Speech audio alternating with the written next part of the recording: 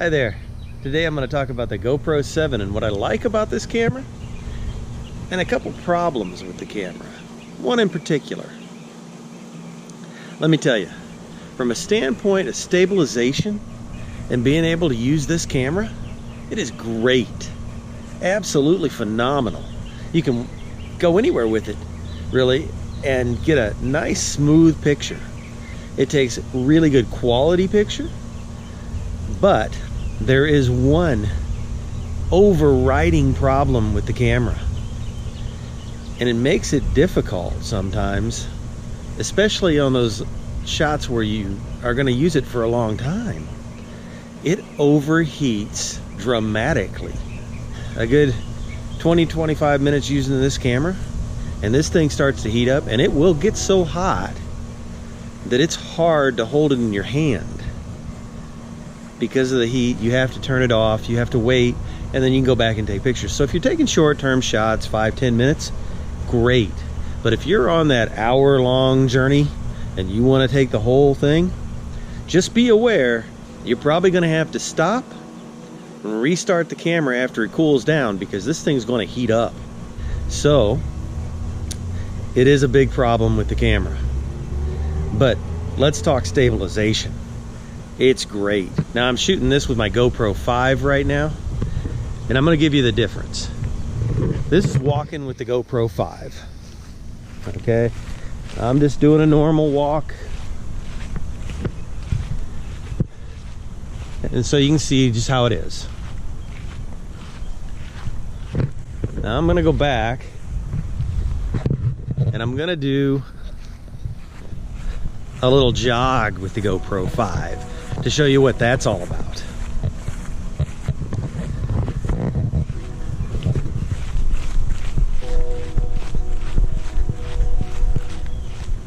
And I think you can see that it's not quite as stable as we'd like. Still a good camera, still good picture quality. This is where I stopped shooting with the GoPro 5 and switched over to the GoPro 7 just to show you the difference in the two cameras. They really have made some substantial differences between the 5 and the 7, and it's great. This is taken with the GoPro 7, and I think you're going to notice picture quality is pretty darn good. Really is. Like I said, my one overriding problem with this camera is the heat that it generates, and just how hard it is to keep it cool once it generates that heat. You have to turn it off for an amount of time in order to get that thing to cool down so you can use it again, because it will heat up so much that it shuts down the camera. Also, on a second note, sometimes this camera locks up. The screen will just go dead on you. I've had to go so far as to pull out the battery in order to get it to restart up.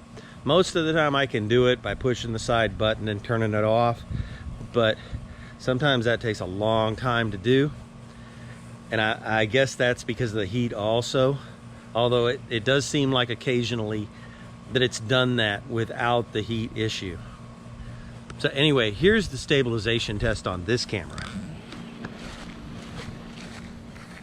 This is walking,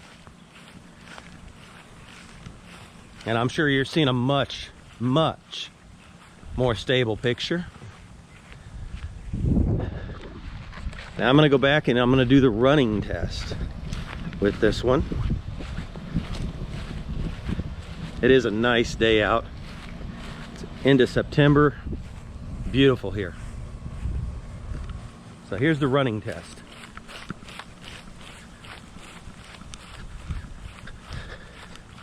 And still, I'm sure you're seeing a much more stable picture than you've seen on the 5. Really beautiful day out. This camera's got a lot of great features, and overall I love the camera. So glad I purchased it. But like I said, the heat issue is a big problem, and hopefully in their next rendition of the GoPro they can do something to solve that problem, because it gets really hot. Takes a really great picture, has really great stabilization, but they really need to do something about that heat problem. So if GoPro's listening, That would be my one biggest complaint about the camera. But overall, great camera, and a great camera for vlogging, a great camera for pretty much anything. Action shots, underwater. I mean, it does everything. And it's easy to use. The back screen's easy to use. Obviously, you can take it anywhere. It's small enough to where it's easy to carry. You know, we went to Disney. Disney's hard to carry a big camera in with.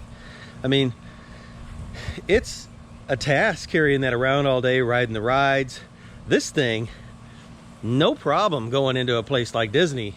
I didn't even have the 7 when we took our Disney trip. I just had a 5. Still took great shots, but I can't imagine how much better it would have been with this camera, just because of that stabilization. And the picture quality on this thing is awesome. So anyway, my overall suggestion is to get one of these cameras. Just be aware that your length of time you can actually video with it is somewhat limited in a continuous mode. So if you're going to take a 20-30 minute video, you're probably going to have to stop it, start it, restop it, restart it, just to get that whole video in line, unless you possibly are doing something underwater, and I would think the heat dispersion in that would be much better, and you probably don't have to do that so much. Anyway, thank you so much for listening, and I hope you got some good content out of this. If you did, please press the subscribe button for more videos like this, and hit that like button.